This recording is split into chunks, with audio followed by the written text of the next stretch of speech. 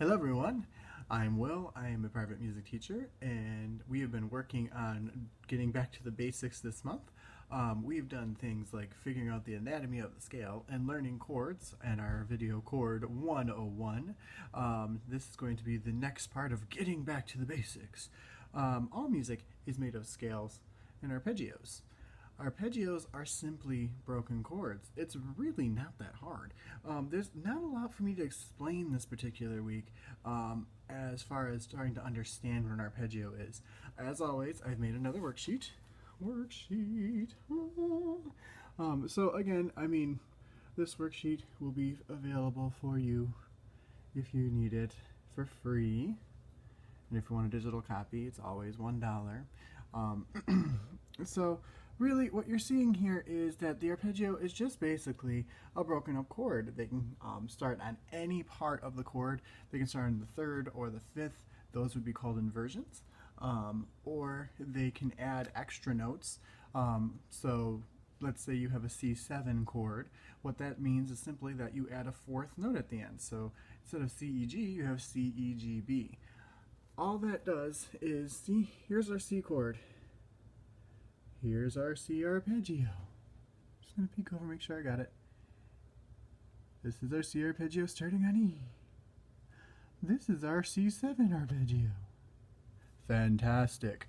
So really, it is not a difficult thing to understand theory-wise. So, there was a lot more to talk about when we talked about the scales. There was a lot more to talk about when we first understood the chords. But once you have a good foundation on what chords are, arpeggios literally are just breaking them up.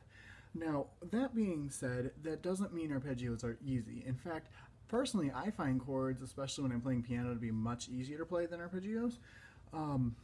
That's just me. Obviously, if you're singing or playing a wind instrument or brass instrument, you're only going to be playing one note at a time anyways, so you can only play arpeggiated chords.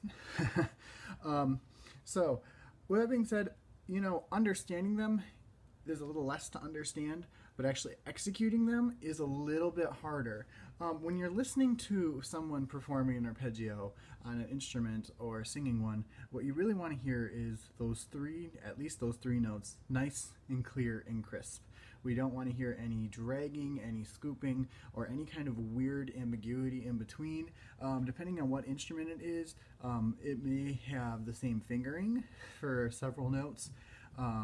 It may have different fingerings and have very different breathing things going on, so you hear this weird airy breathy undertone. It could be a piano player not used to going like this with their fingers. It's like 1 2 3 1 2 3, so they might hit more than one note or the wrong note. And vocalists, actually, I am a vocalist. I have a bachelor's degree in vocal performance, but you guys, we are the worst at arpeggios. And here's the reason why. We like to scoop and slide and stylize what we're singing to cover up the fact that we're actually just having a hard time. Again, the arpeggio, we want it nice, clear, crisp, each individual note. So on this worksheet, I have an instrumental arpeggio practice. Now, obviously, if you're a bass clef instrument, that's a C chord displayed at bass clef. Okay. If you're a vocalist, I have right here the vocal arpeggio to work on. Usually it's do mi so do, do mi do so mi do. So let's do an arpeggio real quick. Now I don't have a piano in front of me, so I'm just gonna go with a note, and we're gonna go for it. So do mi so mi do. What I'm talking about, getting each one of those notes nice and crisp. Do mi so mi do mi so mi do. I even messed up when I was giving you an example. It's easy to do.